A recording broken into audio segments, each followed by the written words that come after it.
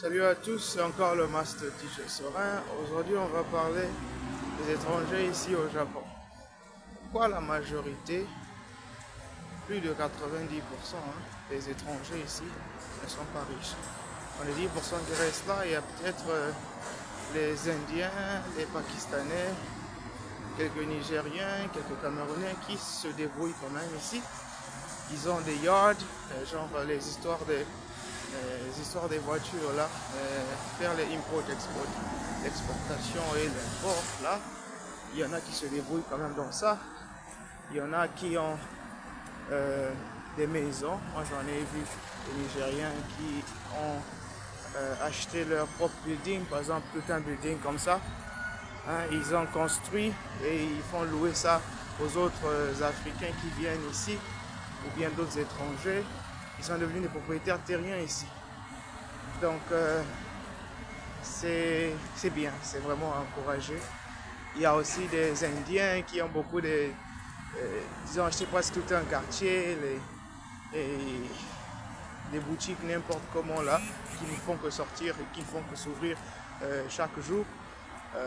Vraiment, je crois bien qu'ils s'en sortent aussi financièrement avec les chiffres. Hein. C'est pas des choses que il faut dire qu'ils sont en train de se débrouiller ou bien ils sont seulement indépendants financièrement. Ils sont peut-être à un niveau où ils sont maintenant riches, on peut le dire. Mais la majorité des 90% des étrangers ici sont des gens qui ont fait 20 ans, 30 ans, 40 ans ici et ne s'en sortent toujours pas. Ils vivent encore au jour le jour. Euh, c'est pas facile. Alors, qu'est-ce qui peut causer cela? Déjà, il faut comprendre que l'ancienne école a toujours raison. Pour s'enrichir, la meilleure façon, la façon la plus rapide, c'est lentement. Parce que moi-même, j'ai essayé beaucoup de choses en voulant trop aller vite et tout. J'ai perdu presque tout ce que j'avais. Donc, en étant aussi gourmand, en enviant les gens, en voulant avoir la vie que tu n'as pas, tu vas tout perdre. Donc, la meilleure façon de s'enrichir, c'est d'aller lentement. Mais c'est pas avec la chance. C'est pas avec la mentalité, la psychologie que surtout nous les Africains avons. Je suis dans une communauté, par exemple, les Congolais ici, que je crois bien qu'il n'a pas de futur parce que on a une mentalité qui prouve à suffisance que on ne saura pas garder l'argent. Par exemple, je suis venu ici, j'ai trouvé une communauté foutue où il n'y a pas réellement de structure et tout ça. Ils n'ont même pas de président, ils ne savent pas ce qu'il faut faire. Souvent, ils se retrouvent seulement quand il faut cotiser pour des veillées. Si c'est quelqu'un qui est mort ou bien c'est l'anniversaire de quelqu'un, bien voilà, c'est des histoires comme ça. Toujours se retrouver quand il y a des problèmes. Et pour régler, pour prévenir les problèmes, ils ne se retrouvent pas. Et donc, c'est un peu comme ça. Alors, je leur ai mis un peu la pression. Là, il fallait s'organiser un peu.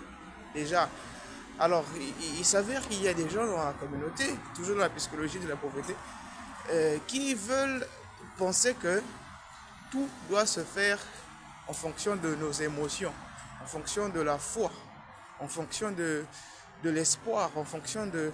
Vous voulez que les gens puissent avoir des cotisations mensuelles sans pour autant définir l'objectif de ces cotisations-là. Ils disent que non, quand tu auras des problèmes, on va puiser dans la caisse. Mais ça ne veut rien dire. C'est la même chose que vous êtes en train de faire parce que quand il y a un problème, tout le monde, vous écrivez des messages aux gens pour qu'on puisse cotiser et tout ça là. C'est la même chose que quand vous donnez chaque mois pour attendre les problèmes et ensuite vous allez les dépenser cet argent là. Ça ne règle absolument rien. Ça n'avantage personne parce que les problèmes que nous avons ici souvent au Japon, c'est le problème de visa, c'est le problème de sécurité en termes d'employement. Il y a des gens, par exemple, même quand tu as tes papiers, tu n'arrives pas à trouver du travail, ou bien tu as un travail qui n'est pas fiable. Alors il faut créer des emplois. Une communauté est censée faire ce genre de choses. Non seulement ça, il faut garantir une espèce de convivialité, de sorte que les gens ne puissent pas aller dans la dépression, pour qu'on soit là en train de s'édifier. La plupart des gens riches, ils lisent tous les jours, c'est pas, ils passent pas leur temps en train de signer les documents, faire ceci. Ils sont plus dans la paix. la richesse, c'est aussi ça, vivre dans la paix, mais avoir les idées claires. Parce qu'ils ont plus de temps pour faire des recherches, pour apprendre d'eux-mêmes, pour essayer de comprendre la psychologie des humains, comment est-ce qu'ils vont faire ceci, comment ils vont faire cela. C'est plus ça ce que les riches font. Les riches ne sont pas forcément là en train de travailler dur. Travailler dur, c'est pour les gens pauvres, hein. Ils travaillent, mais intelligemment. Et leur cerveau, c'est utilisé pour prendre des décisions, parce que les décisions, c'est ce qui va faire à ce que tu puisses ajouter de la valeur à ton business, à motiver tes employés, à faire ceci, ce qu'on appelle en anglais le compound interest. C'est-à-dire que par exemple, tu as 1 aujourd'hui, demain ça devient 2, 2 devient 4. Et en fonction de ça, c'est comme ça qu'on devient riche. Si la valeur vient seulement de toi-même, c'est fini. Il faudrait savoir comment déléguer tout ça là. Et donc la communauté devrait être à mesure de partager les efforts pour qu'on puisse avancer dans ce sens-là. Ce qui se passe ici, c'est que ils vont vous dire, ah, il faut cotiser. Après, quand tu auras des problèmes, on va poser dans la caisse. Mais vous avez quel... parce que, vous voyez, le but, c'est quoi? C'est que faut trouver un moyen consistant de, déjà, gagner de l'argent. Et ensuite, l'épargner. Et ensuite, l'investir de façon consistante, de sorte que vous ayez des revenus toutefois. C'est pas un problème de chance, c'est peut-être un problème du temps, mais c'est pas un problème de chance, c'est pas un problème de confiance en soi. La confiance vient en fonction des résultats.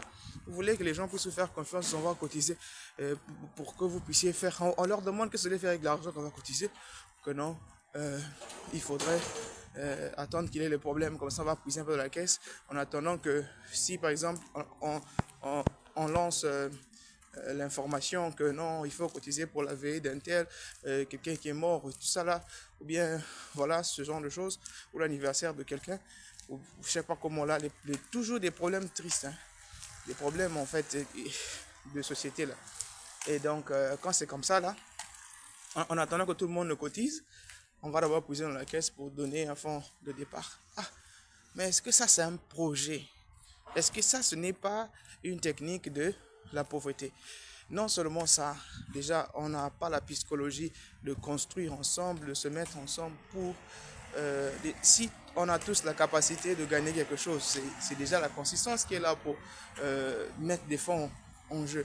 Mais aussi il faudrait qu'il y ait une vision de où est-ce qu'on va épargner, combien est-ce qu'il nous faut. Comme ça, on saura au moins en combien de temps on va faire ceci et cela. Et comment est-ce qu'on fera pour garder les gens ici. Parce qu'il peut arriver que demain ou un matin ou un soir, tu te réveilles et que tu as des problèmes de visa. Il faut aussi s'arranger à ce que les gens puissent être permanents ici. Il faut s'arranger à ce que les gens puissent construire une vie ici. Il faudrait que... voilà, il faudrait faire un choix. Ceux qui vont rester ici, qu'est-ce qui va se passer avec eux toute leur vie? Comment est-ce qu'ils vont s'organiser?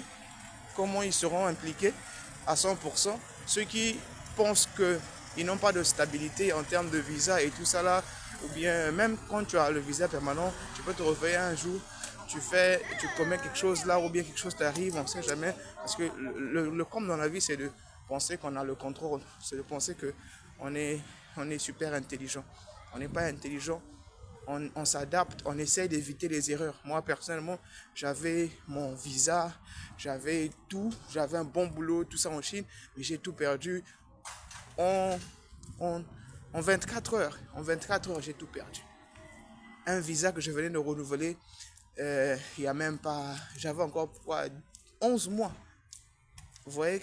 Et donc, les choses, on n'a pas le contrôle, les choses arrivent. Et quand c'est comme ça, il faudrait mettre les gens au pas.